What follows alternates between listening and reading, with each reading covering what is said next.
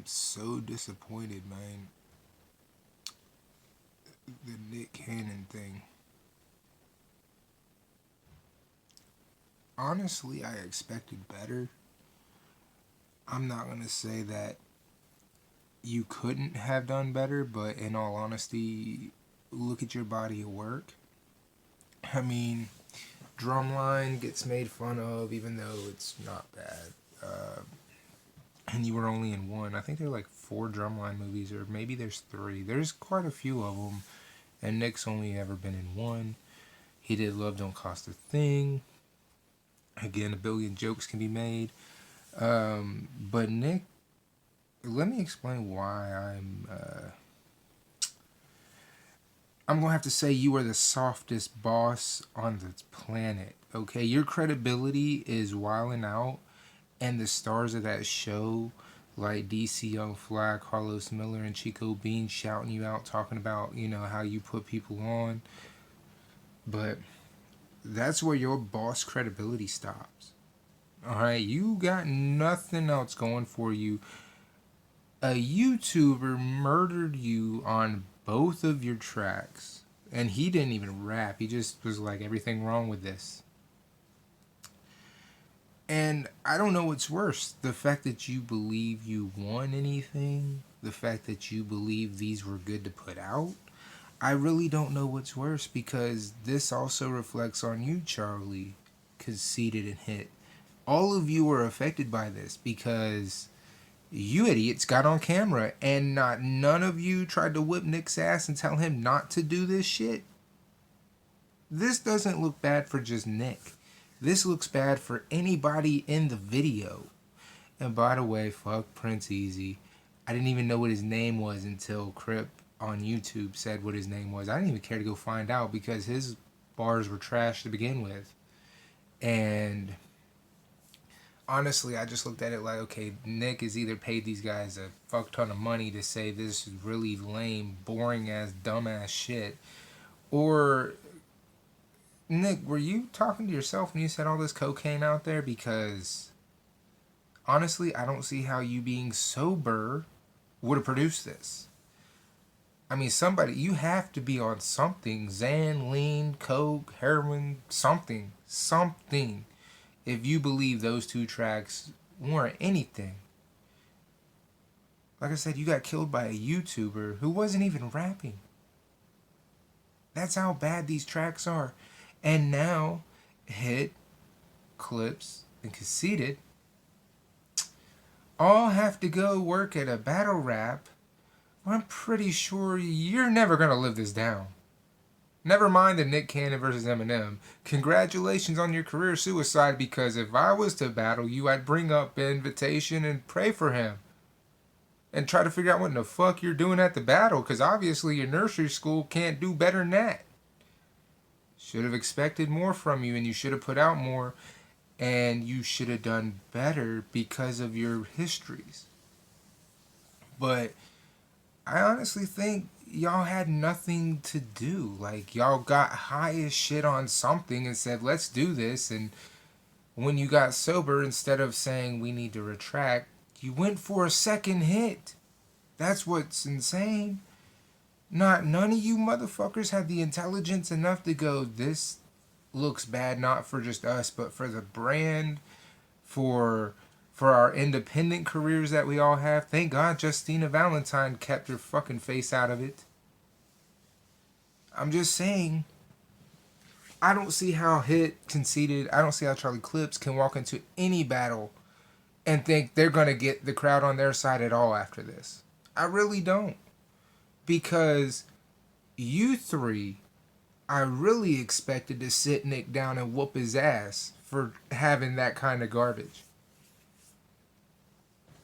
But no, instead you fucking sucked his dick and played with his nuts, telling him how good this was. This was career suicide. Nick, let me talk to you, okay? Hi Nick. Look, you can see obviously I am a white, reddish, pinkish, if you will, guy. And just because I'm white doesn't make me a white supremacist. Just because I'm white doesn't mean I voted for Donald Trump. And just because you black doesn't mean anything about you, my boy. And that's real. It does absolutely nothing. You damaged your own songs talking about the man's race. You damaged all of your man's careers. Clips, Conceited, Hitman, never gonna have the same careers ever again. Congratulations. I hope you like Wildin' Out, because nobody's gonna take you serious. And if they do, believe me, they're feeling sorry for you. I'm never gonna take any of y'all serious again after this.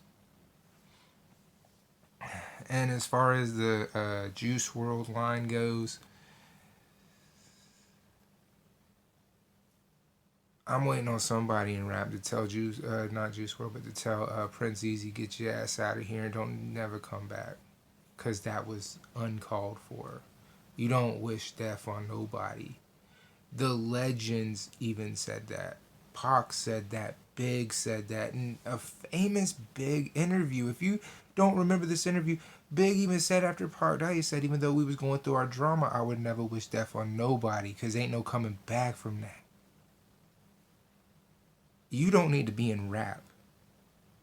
And if there's any respect in rap, somebody ought to verbally whoop your ass for the rest of your career till you just give up. Because I don't care who you are, you don't wish death on nobody. This is Eminem versus Nick Cannon. And he literally drained 4 people's careers. One of them didn't even have a career, let's be honest. He drained 3 careers with credibility to put out this whack bullshit that nobody likes. Not one person. The best thing to come from this is the hook from The Invitation, and that is it. In fact, the Invitation beat go in. The hook is good. The beat's good. The words are terrible.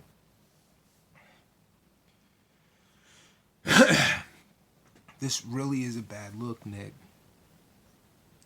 I wouldn't... This is just me. If I was a sponsor for anything Nick does, I'd pull my fucking sponsorship. Just because of how bad this backlash is. And the fact that he's really running with the whole white thing. Nick, you do realize no one's going to have your back. At some point, Clips will leave. At some point, Hit will turn his back. And at some point, Conceited have to turn their back on you. Because it's their career versus your stupidity. Believe me, they gonna choose their career. And I'm honestly surprised. I ain't seen nothing from Chico Bean, DC on Fly, Carlos Miller. I'm surprised ain't none of them hollered at you about this bullshit. Because I don't think any of them, I really don't think, especially Los wouldn't have let you put that shit out there. Los would have been like, alright, but I can't have my name attached to you at all. I just think that about, you dig what I'm saying? Like, I get it, Los, he put you on, but would you really want to be associated with a guy who just committed career suicide over some shit in a song that wasn't even that big of an impact? I mean, he said, yeah, him and Mariah didn't end on a high note, but okay. The last couple times I've heard about Mariah Carey singing, she's not been able to carry any notes and been caught doing stupid shit. So, boo-hoo. And she's not married to you anymore, Nick. Am I getting through to you? This was a lose situation where you have zero opportunity to win. It's fucked up because I still fuck with the I'm a Gigolo because the beat's hot, Kel's hook is fire.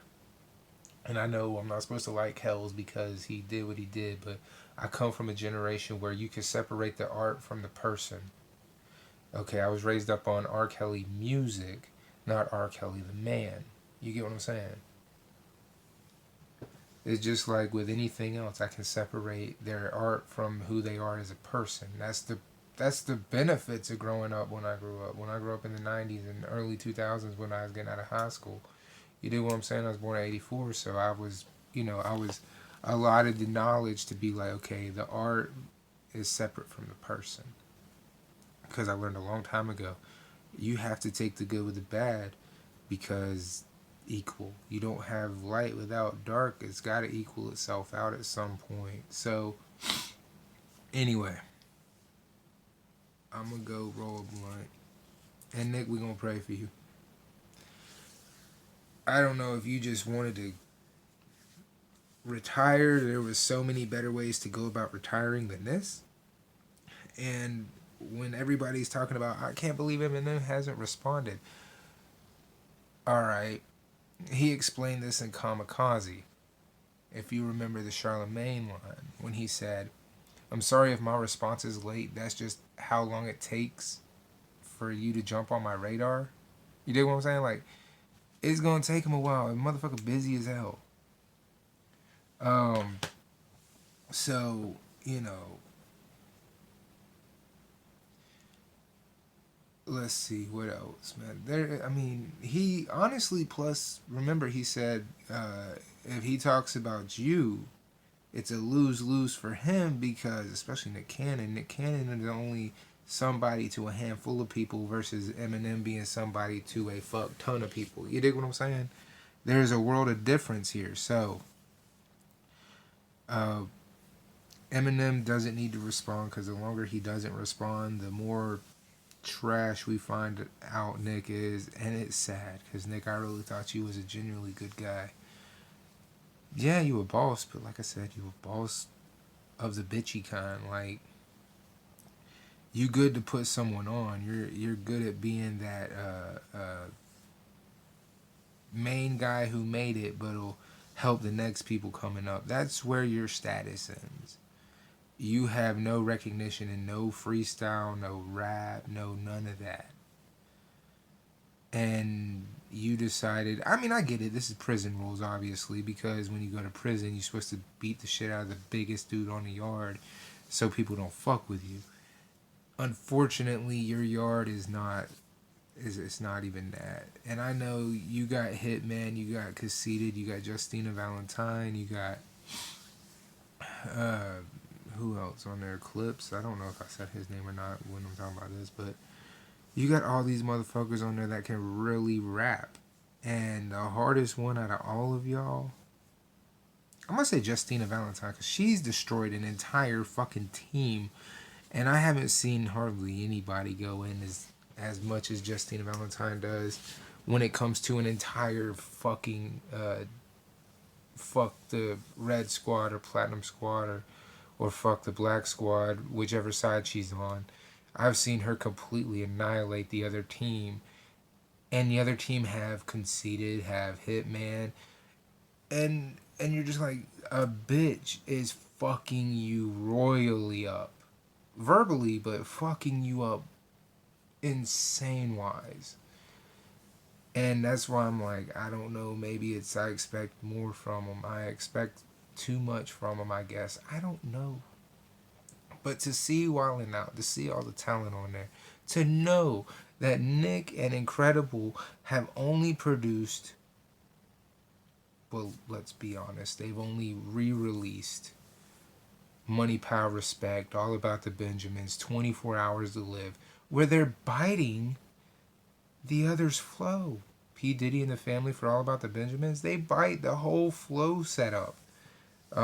If you go listen to it, same thing with 24 Hours to Live, same thing with Money, Power, Respect. These are all songs they put out that are just copies of other songs, and they're biting the style, which is fucked. If you go find it, I swear to God it's on there. I don't remember where or what video it is, but it's on one of those. Money, Power, Respect, 24 Hours to Live, or All About the Benjamins. I say, if you can find my comment, I say, it's a shame that Incredible has all this incredible talent, but utilizes absolutely zero of it. Nick, you were not going to win when you decided to strike back. You have zero songs to go off of. And for every time you said white person, I first thought of your CD, White People Party Music.